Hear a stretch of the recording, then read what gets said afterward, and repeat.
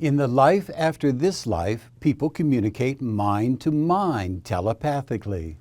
They may choose to communicate by vibrating the air in sounds, but that isn't necessary. There are no secrets.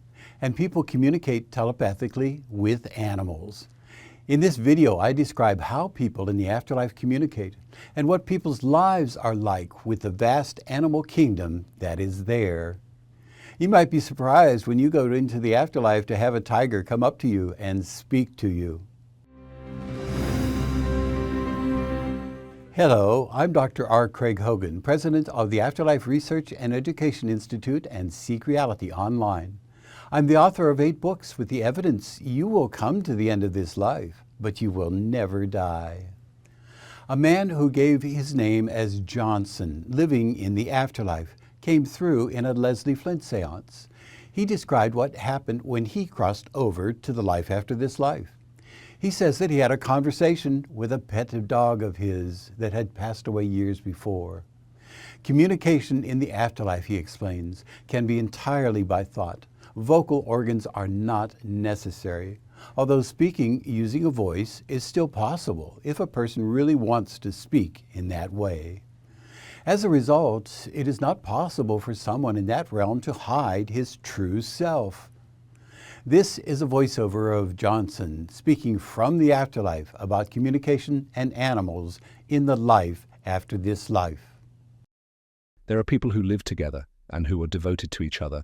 And obviously, they are married in a sense, and it's not necessarily in the form. It's a bit difficult, really, because, you see, when anybody wants to say something to you, you have to try and picturize it in a material sense.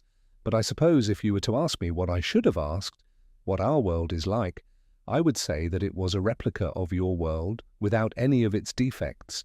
There are great continents, there are vast plains, mountains, lakes, and great areas that are devoted to life, devoted to peoples. There's a great animal kingdom which intermingles with the human kingdom.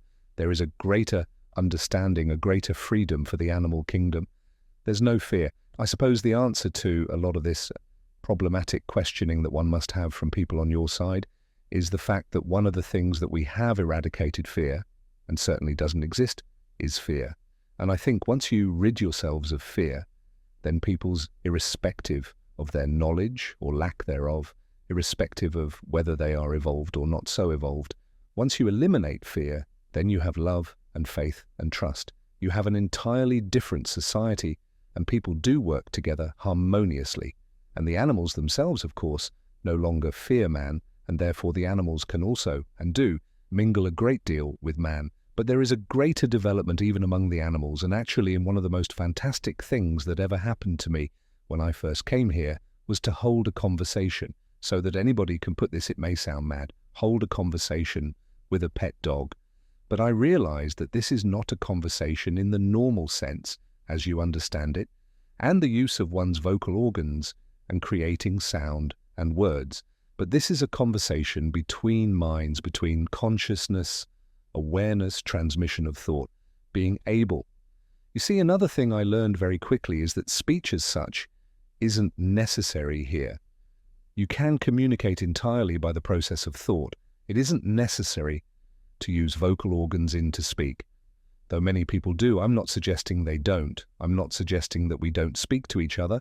I'm not suggesting that great singers don't sing and vibrate the atmosphere and create sound. Of course they do. But that is a form of communication which is highly advanced, of a mental nature, so it is quite often possible, in fact often unnecessary, to enunciate words, create sound, to communicate entirely by the process of thought. That's why, of course, for instance, we can know exactly what the other person is feeling or thinking.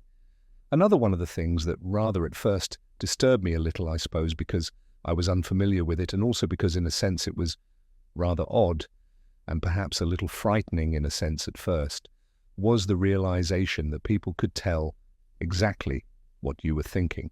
And you soon began to realize that you could no longer say one thing that means something else. In other words, you could never deceive.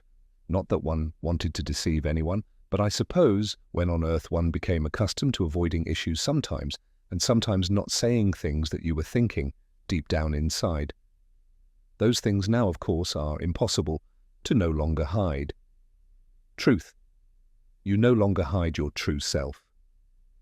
Here, you are revealed as you really are. No longer can you put up the old facade you see. Johnson was very much alive, even though his body had died years before. He is living in a wonderful realm where people communicate telepathically. There is only love there, not secrets. And animals communicate clearly with people and live with them without worrying about the people being there. The next life is a world full of love with no fear.